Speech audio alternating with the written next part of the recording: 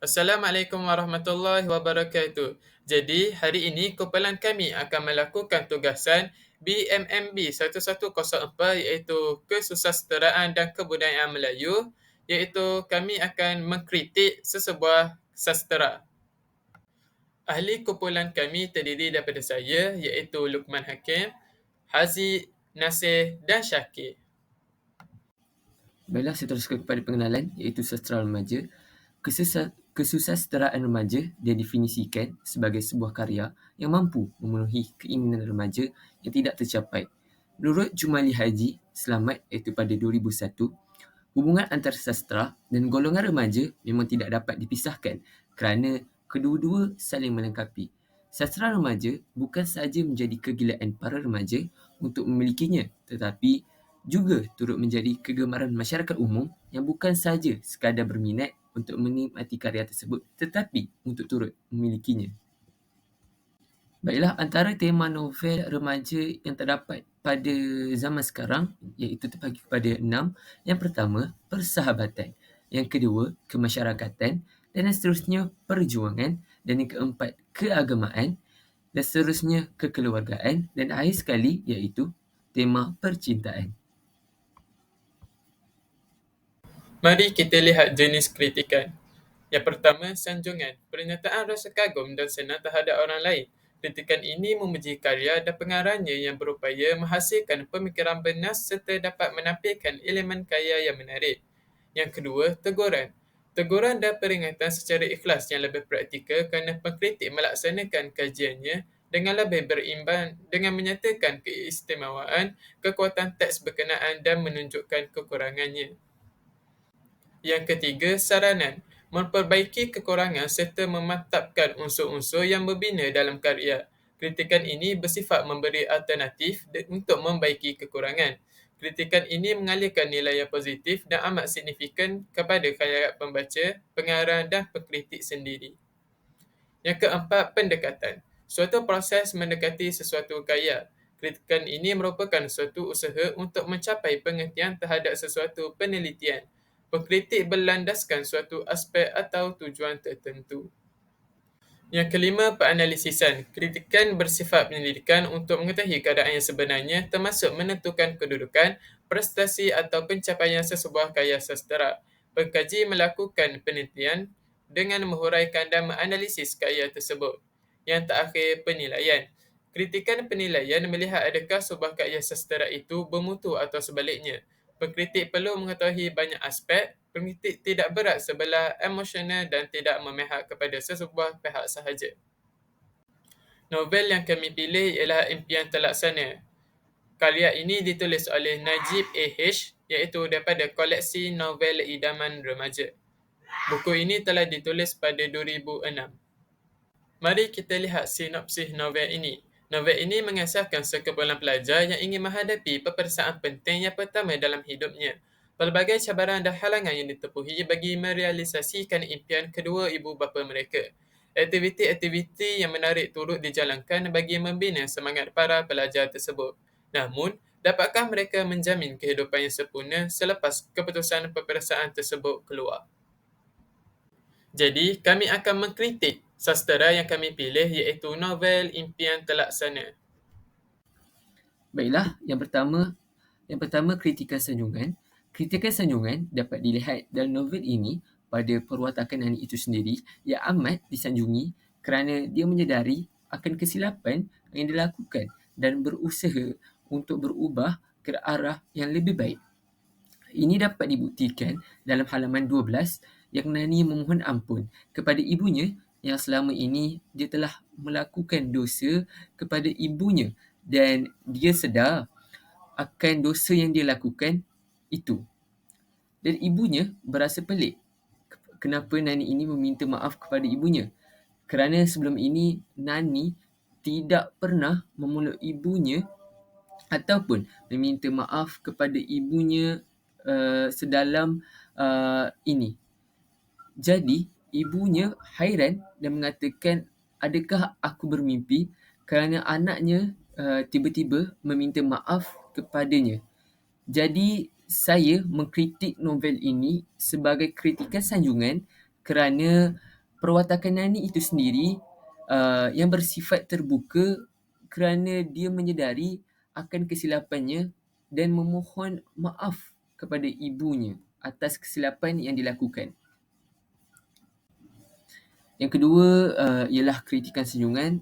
Contoh yang boleh kita lihat dalam halaman 33. Dalam dunia ini ramai orang mengaku punyai ramai rakan, tetapi lihatlah kalau kita sakit atau dalam kesusahan, berapa ramai yang datang membantu. Mungkin ada seorang dua sahaja yang sudi membantu. Ke manakah perginya yang lain-lain itu?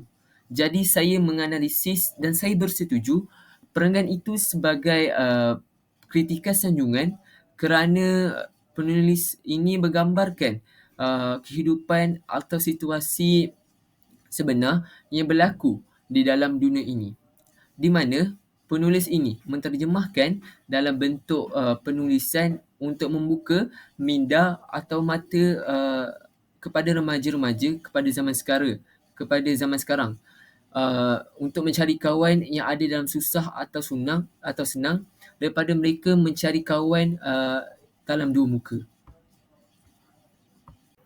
Baiklah, seterusnya kita akan beralih kepada teguran. Teguran yang dinyatakan dalam novel ini ialah perwatakan Dalila. Perwatakan Dalila dalam novel ini membawa suasana yang negatif dalam penulisan sastera ini. Novel ini mempunyai kritikan teguran kerana mempunyai unsur-unsur negatif dalam watak tersebut. Sebagai contoh, dalam halaman 25 yang berbunyi, "Tengoklah nanti berapa lama kau boleh bertahan. Aku rasa paling lama pun sebulan." Samput Dalila. Dalila datang menghampiri mereka dan duduk di kerusi berhampiran. Ketika itu, Nani dan Lina sedang makan di kantin sekolah pada waktu rehat.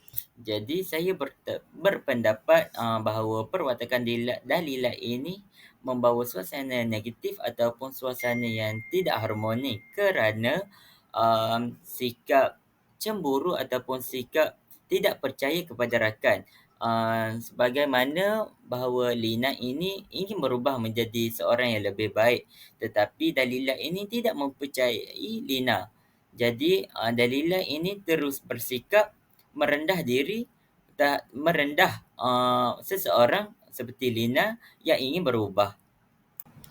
Baiklah, kritikan seterusnya ialah kritikan saranan. Kritikan ini adalah untuk memberikan kritik agar penulis itu membaiki ataupun menambah baik penulisan mereka serta karya mereka. Contoh ayat dalam novel ini ialah, dia ingat jalan raya ini macam ayahnya yang punya.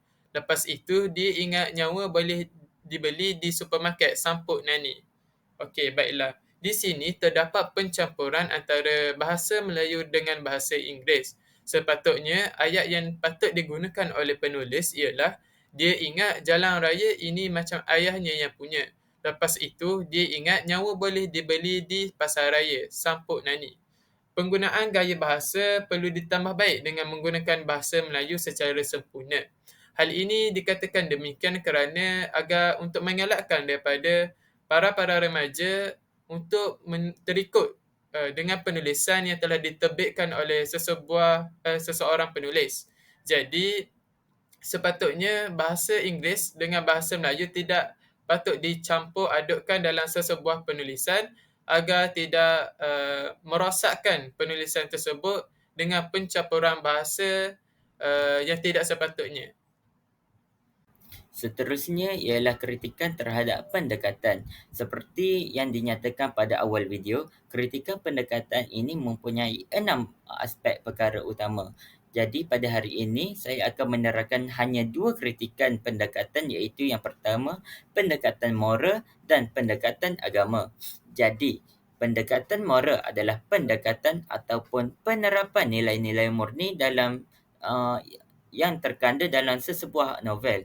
Jadi selepas saya menganalisis novel ini, saya jumpa bahawa terdapat satu pendekatan moral yang terkandung dalam novel ini ialah dapat dilihat apabila Cikgu Nordin sentiasa mengingati murid-murid agar taat kepada ibu bapa.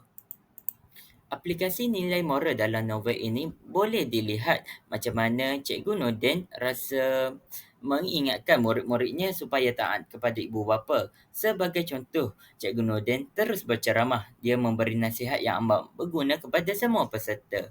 Sebelum menamatkan ceramah, Cikgu Nordin juga mengingatkan semua murid supaya terus mencuba. Mengapa mereka terus mencuba? Kerana mereka akan menghadapi peperiksaan besar yang akan datang tidak lama lagi. Jadi Cikgu Nordin adalah pemberi dorongan kepada pelajar untuk mereka salurkan menghadapi rintangan dan cabaran untuk menghadapi peperiksaan terakhir. Di sana juga lebih mengingatkan kepada ibu dan ayah.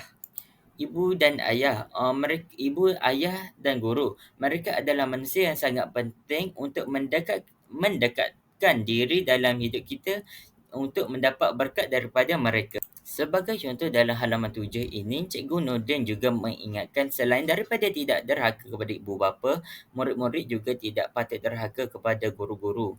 Jadi jelaslah bahawa Cikgu Nordin ini mengatakan memberi pesanan kepada murid-murid supaya tidak derhaka kepada ibu bapa dan guru-guru kerana tidak berkat sesebuah ilmu jika menderhaka kepada ibu bapa dan guru. Seterusnya ialah kritika pendekatan dari aspek agama. Penulis juga ada menyentuh tentang pendekatan agama dalam novel ini yang berkait rapat dengan agama Islam.